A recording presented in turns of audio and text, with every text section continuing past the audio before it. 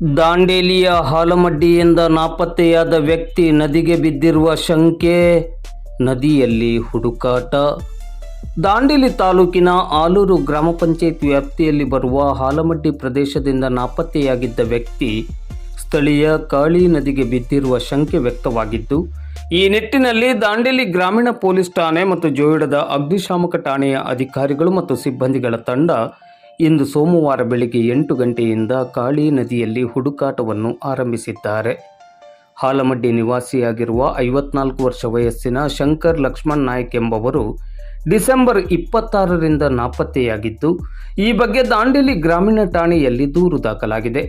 ನಾಪತ್ತೆಯಾಗಿದ್ದ ಶಂಕರ್ ಅವರು ಕಾಳಿ ನದಿಗೆ ಬಿದ್ದಿರಬಹುದೆಂಬ ಶಂಕೆ ವ್ಯಕ್ತವಾಗಿದ್ದು, ದಾಂಡೇಲಿ ಗ್ರಾಮೀಣ ಠಾಣೆಯ ಎಎಸ್ಐ ಸಂತರಾಮ್ ಕಾಂಬ್ಳೆ ಮತ್ತು ಹವಾಲ್ದಾರ್ ಮಹೇಶ್ ಗಾವಡೆ ಅವರ ತಂಡ ಜೋಯಿಡದ ಅಗ್ನಿಶಾಮಕ ದಳದ ಅಧಿಕಾರಿಗಳ ಮತ್ತು ಸಿಬ್ಬಂದಿಗಳ ತಂಡದ ಜೊತೆ ತೆಪ್ಪದಲ್ಲಿ ತೆರಳಿ ಹುಡುಕಾಟಕ್ಕೆ ಇಳಿದಿದ್ದಾರೆ.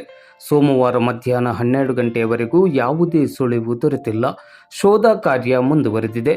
ಈ ಕಾರ್ಯಾಚರಣೆಗೆ ಕೋಗಿಲಬನ ಬಡಕಾನಶಿರಡ ಗ್ರಾಮ ಪಂಚಾಯಿತಿ ಸದಸ್ಯರಾದ ರಮೇಶ್ ನಾಯ್ಕ್, ಆಲೂರು ಗ್ರಾಮ ಪಂಚಾಯತ್ ಸದಸ್ಯರಾದ ಸುಭಾಷ್ ಬೋವಿವಡ್ಡರ್, ಯುವ ಪ್ರವಾಸೋದ್ಯಮಿ ಮಂಜು ಪಂತೋಜಿ, ಕರ್ನಾಟಕ ರಕ್ಷಣಾ ವೇದಿಕೆಯ ಜಿಲ್ಲಾ ಯುವ ಘಟಕದ ಅಧ್ಯಕ್ಷರಾದ ಪ್ರವೀಣ್ ಕೊಠಾರಿ ಸೇರಿದಂತೆ ಸ್ಥಳೀಯರು ಸ್ಥಳದಲ್ಲಿದ್ದು ಸಹಕರಿಸುತ್ತಿದ್ದಾರೆ.